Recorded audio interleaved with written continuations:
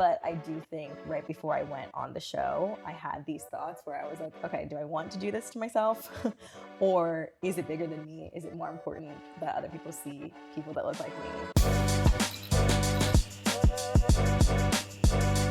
Chelsea, welcome to POVz. Thank it's you. So great to have you here. Thank you so much. How for you doing? Me. I'm good. Just, living in life after this crazy past year that I've had. Aren't we all? Yes. But I'm so happy to have you here on the couch for an amazing conversation. Here on POVz, we always start out our episodes with a bit of a spicy question. Okay. So you ready to dive in? I love spice. Let's do it. My question for you is, do you think being the token anything is a good thing or a bad thing? I think that being a token person of any kind has a negative connotation. But I think if you take the word token out of it and look at what you're actually doing, it can be a positive thing. Just because, let's say, if it's like token Black person, there has to be somebody that does it first. Right. Like there needs to be a token Black person at some point so that the doorway is open for other Black people to come afterwards. So I do think that in the grand scheme of things, it can be a good thing as far as creating opportunities. Totally hear that. Yeah. Maybe it should be rebranded from token to trailblazer. Yeah, right. To some degree. Yeah, because token doesn't sound good. For sure. Token, I feel like sounds like, stereotypes and like making fun of, like it's just not ideal. For sure. Do you connect to the word token? I've been listening to a lot of your interviews and I watched your journey on The Bachelor, and I think in a lot of the spaces that you enter, you have ended up being the only XYZ, whether it's the token Black girl. Have you felt like a token Black woman in some of the spaces you've entered? I mean, definitely at some point in my life. I grew up in a predominantly white area. I grew up in the suburbs of Georgia. So I think in school, like from middle to high to even college, I've felt like there's been a lot of places where I've just been the only Black person.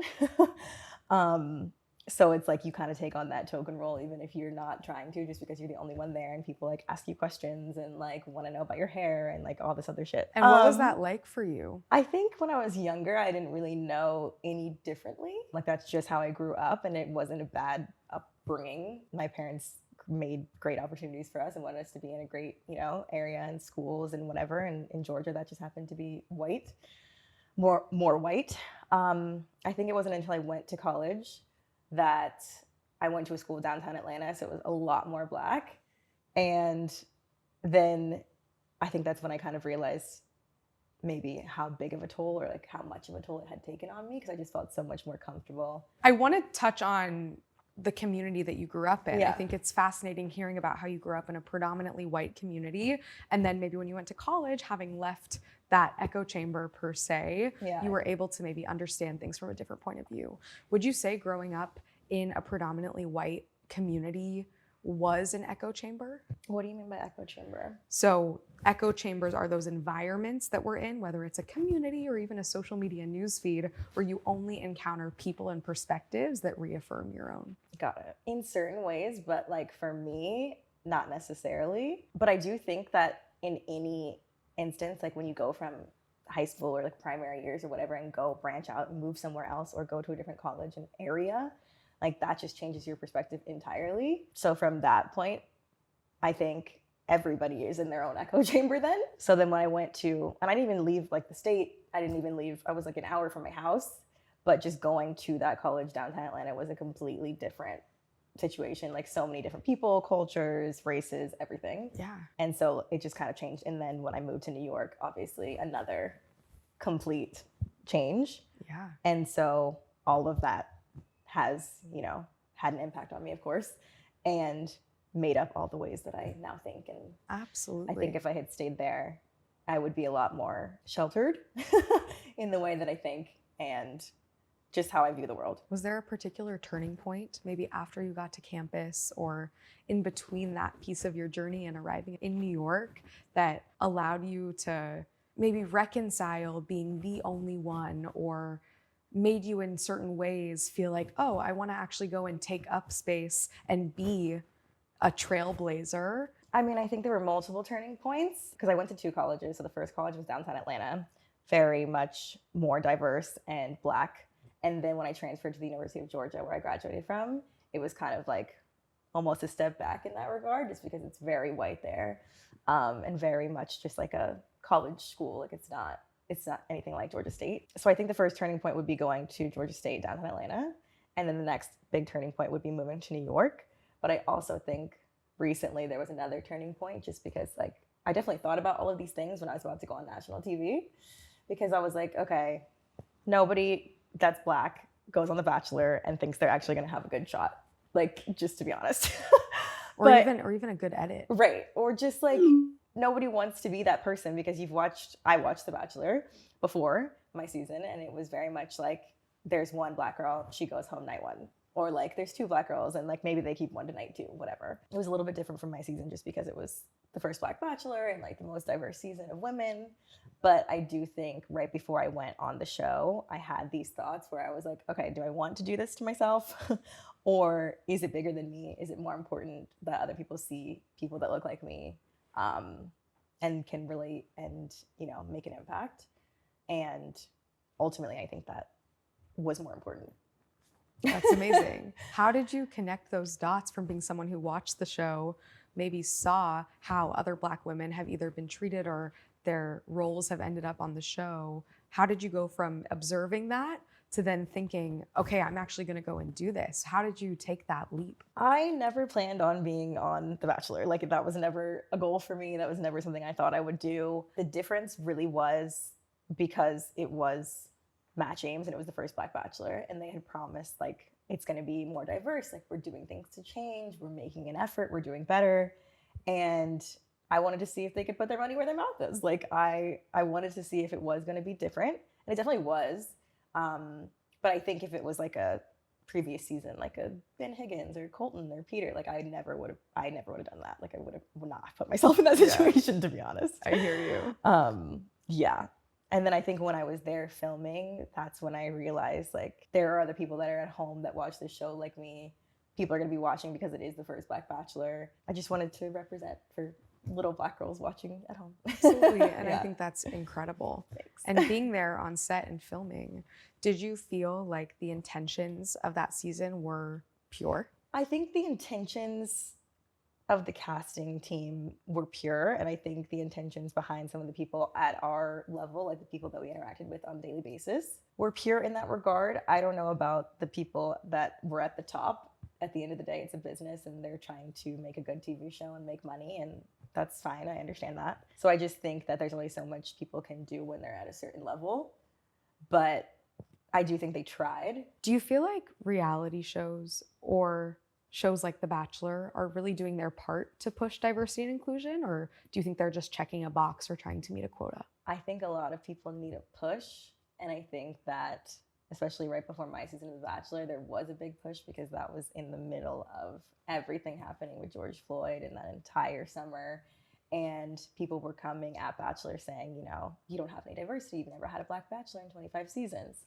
So I think it's a little bit of both, because people will do it when they're like pushed against the wall. But I still think it's kind of like the token question. I still think it makes a difference. Like if you were forced into it, it's still making an impact and it's still helping, even if you didn't want to. Right. But I do think some people would still be stuck in their ways and stuck in the past. And if they hadn't, you know, had their feet held to the fire, they wouldn't have changed. So it's a little bit of good and bad. Yeah, I think it's a bit of both. Yeah. Do you feel like you were able to openly discuss topics like race or the Black Lives Matter movement on the show? I mean, they weren't necessarily restricting anything that I was saying. Like if I had wanted to bring that up to Matt or my friends or whatever on camera, I definitely could have.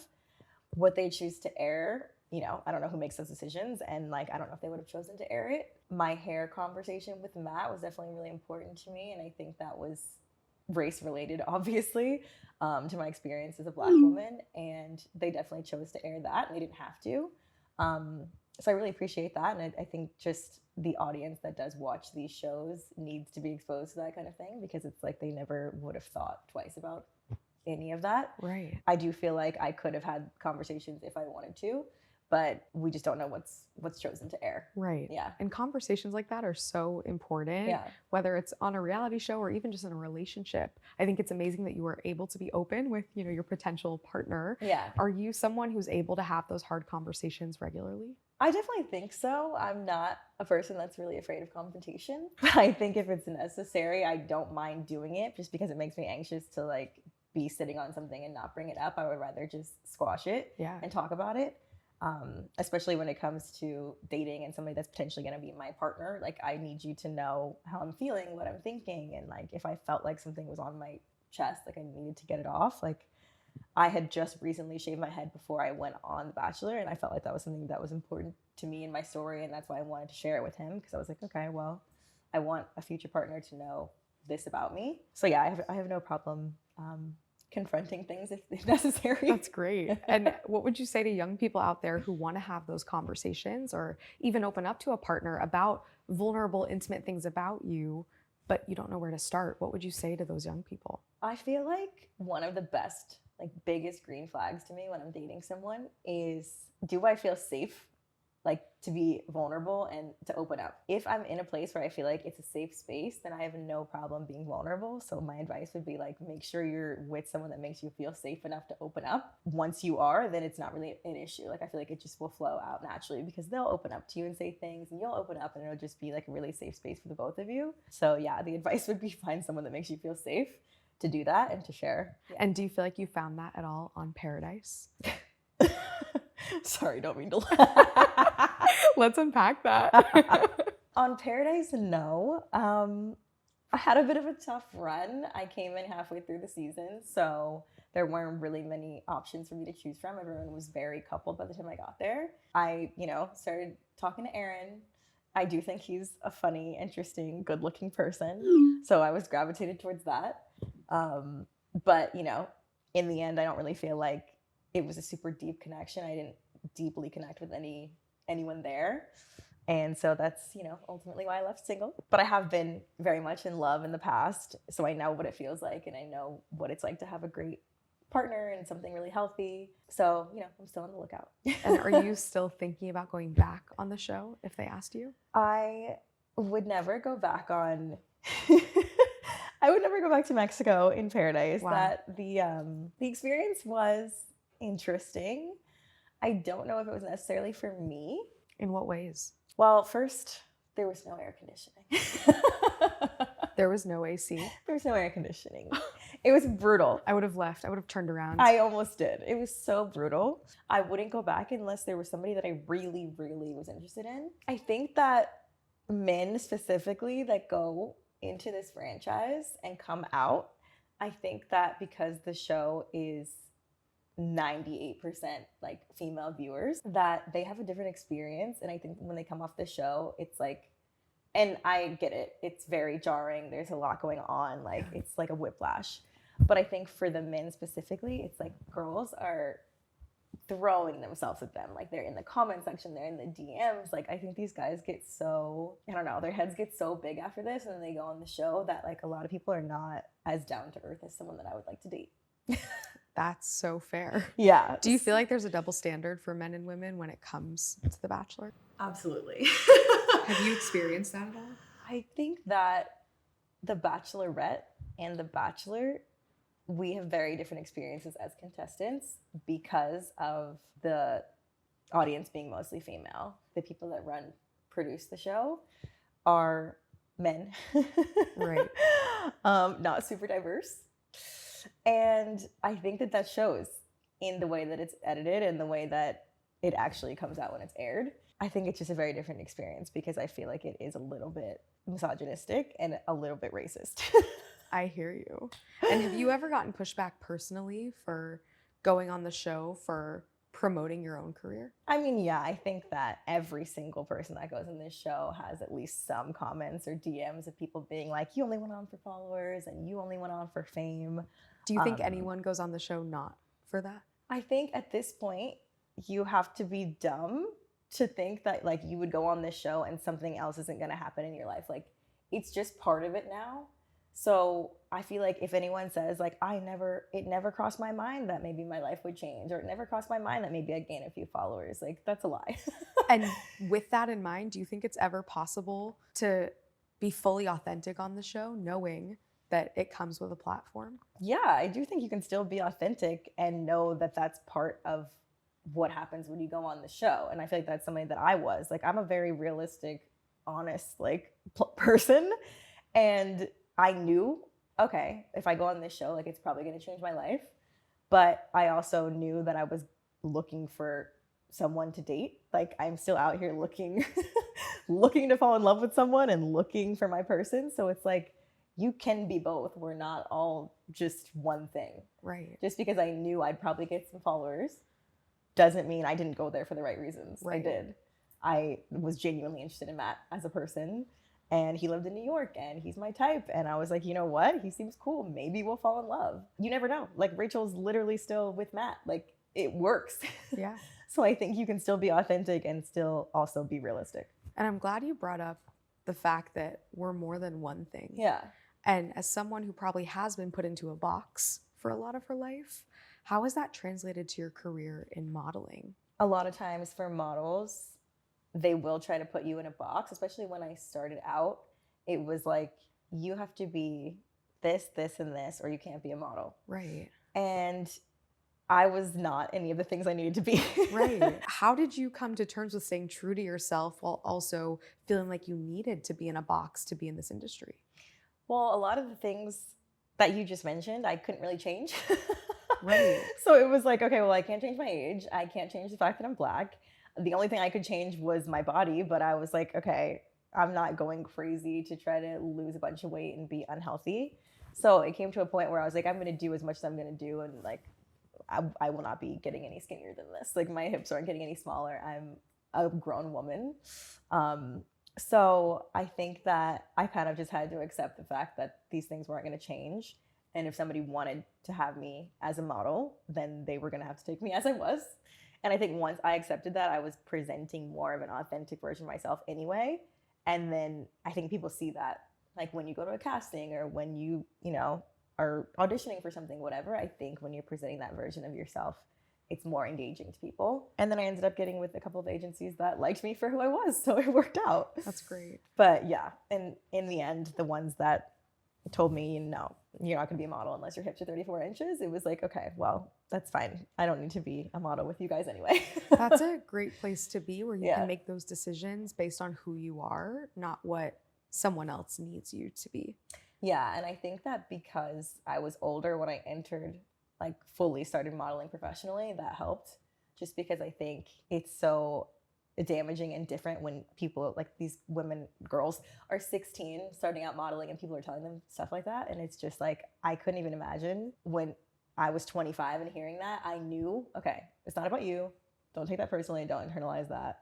It's a business, you know, this is how it's been working for the past, whatever. If it had been told to me 10 years prior, like, it really could have had an effect. For sure. And I know it does on a lot of girls that try to be models. So. Right. And thinking back on your younger self who was growing up in Georgia in that predominantly white community, what would you say to her now, knowing how you've gotten to this place in your life where you feel aligned authentically with who you are? I think even when I was younger, I had a very strong sense of self. And I don't know where that necessarily comes from. Maybe my parents, like, shout out to them. Good job, guys. Even though I was in predominantly white spaces and felt like, okay, you're not the same as everyone else. But it wasn't necessarily a negative space. Like, I don't have any negativity about, like, the way I grew up or how I grew up. I don't know. I wouldn't necessarily do anything differently because it all led me to where I'm at now. And I think it was just, like, growing pains. Like, it's just things I needed to go through and get through to... And not that I even feel like at 29, I'm still, like, the most authentic. Like, I feel much better and much more authentic and genuine and confident in who I am, but I'm not, like, peak. Everyone has insecurities and there's still areas that I need to grow in, and I'm working on that. But yeah, I think whatever path I ended up taking worked out. So. And I love what you said about how you wouldn't change anything. I think Yeah. we're all summations of our experiences. Yeah. And that's such an amazing outlook on life too, to know that you're just going to continue to grow instead of having to backtrack. Yeah, it's funny because I recently had this conversation with my sister and one of my best friends, and we were like, oh, if you could go back to your 13-year-old self and like do things over or change things, what would you do? And they were all like, oh, I would love to change this, this, and this, and this. And I was like, I wouldn't change anything. I can't imagine growing up as like middle school and high school with all the technology and apps and everything. And I sound like such an old person right now. Like, obviously, I grew up with a cell phone and like, of course, with technology and social media. But it's just like, I feel like I was kind of the last generation where I actually still got to be very much a kid and adolescent. And I was literally just like going to the movies with my friends and having sleepovers and very innocent. And I wouldn't take that back. I wouldn't change it, and I wouldn't speed anything up. I think you're the first person I've talked to who has said they wouldn't change anything. And Yeah. I really respect that. I mean, why would I change? Why would I change things? Yeah, I don't know. I hear you. I don't have any regrets like that. And I think it's because of my personality too, where like I always want new and different experiences. So like I am never going to say no to a new cool experience just because I don't want to look back and be like, I regret not doing that. Right. Like if I hadn't gone on Paradise, even though I didn't have a good time, I would have looked back and been like, oh my God, what if like I could have been one of those people that found love, and like what would have happened? Now I know what would have happened, and that's okay. But you put yourself out there. You Yeah. did it. I would much rather do that and then know and move on and have the experience than be like, what if? That's an amazing point of view Thank on you. life. And now, Chelsea, I want to take us to the part of our show where we're going to start introducing POVs from our larger Gen Z community. Cool. So keep an eye on your phone. We're going to send you some texts, and I want you to read them out loud and react. Okay, perfect. Let's do it. Chelsea should have gotten way more screen time on The Bachelor. I feel like they only prioritize white contestants. Definitely yes to the first part. Yes to the screen time. I think on my season specifically, because there was so much diversity, I think there was actually more people of color than there were white women, which is the first time ever. It was very apparent that they prioritized white stories, because if there are more women of color than there are white women, it should be that equivalent in screen time, I think, or at least like 50-50. And I think when you watch it back, it's mostly white women that they air. So it's like, it was just very glaring, I feel like, when I watched it back. What do you think the solution is? Whoever is in this editing room, or whoever makes the decisions, need to be people of color, because I think telling the story of a person of color is like very delicate situation and matter, and there needs to be people of color in the room that know how to do that. And I don't think that there are.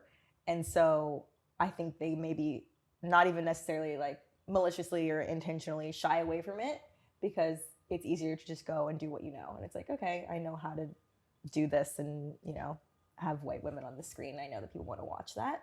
And so I think that's what they lean towards. And there's an account like called Bachelor Data that would calculate like screen time versus the contestants every week.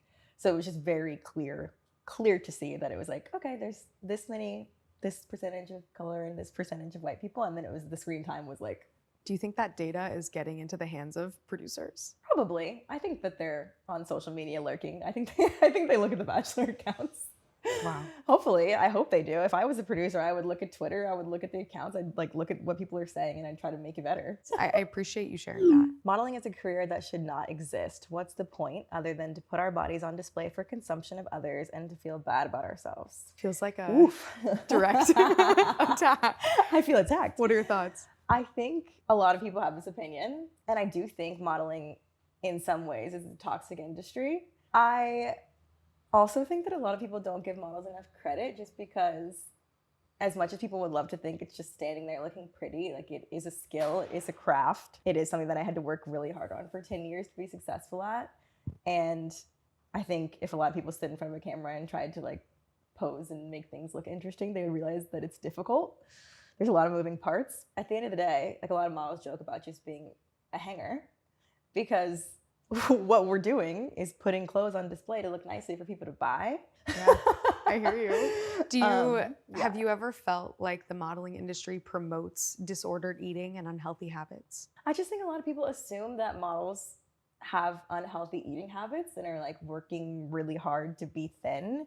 And like I said earlier, like, yeah, there are people in the industry that are still telling people lose 3 inches off your hips or you're never going to be a model. So like that is the part that I think is toxic.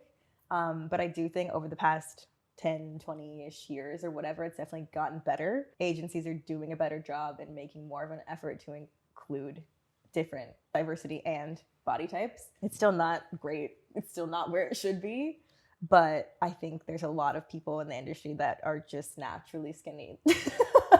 Like a lot of us are. And I think just growing up, like I was just always really skinny and tall. And so people had always been telling me like, oh my God, you should be a model. Oh my God, you should be a model. So it was just never an eating thing for me. But I also have other friends in the industry that have had serious problems with eating disorders. I think it's just, I don't know, taken on a case by case basis. I hear you. And every person's different. Right. So thank you for sharing that. Yeah. One size fits all should always be the standard. We should always aim to fit one standard of beauty, period, end of story. I disagree. The word, like the whole phrase beauty standard is like kind of ridiculous at its core. There's no right way to be beautiful. And I think that a lot of the whole beauty standard, especially for women, it's been built off of a white European beauty standard. So I think that, and I touched on it a little bit when I talked about my hair, but it was just like, that's what has been ingrained in our culture, and that's what we grew up to believe was beautiful. And now that I've gotten older, I feel like I'm at a point mentally where I can challenge those thoughts, but before I didn't even realize that that's what was like being infiltrated into my mind. So I think now it's kind of like I encourage everyone to challenge their way of thinking about beauty standards, because in no category is there one size fits all.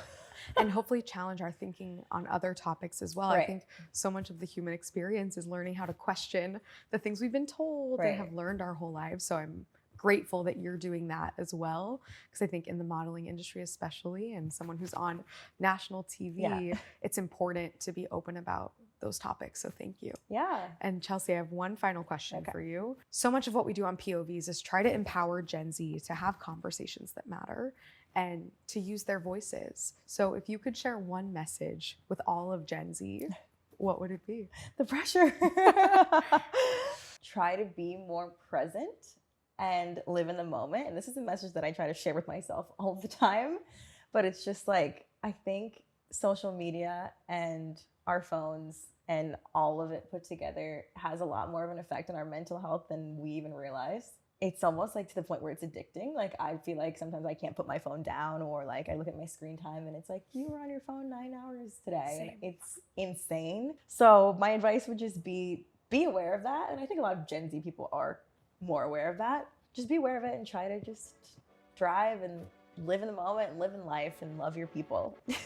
Hopefully more people can do what we're doing today. Yeah. So Chelsea, thank you for being present with me and for having this conversation and for coming on the show. Yes, thank you so much for having me. Of course.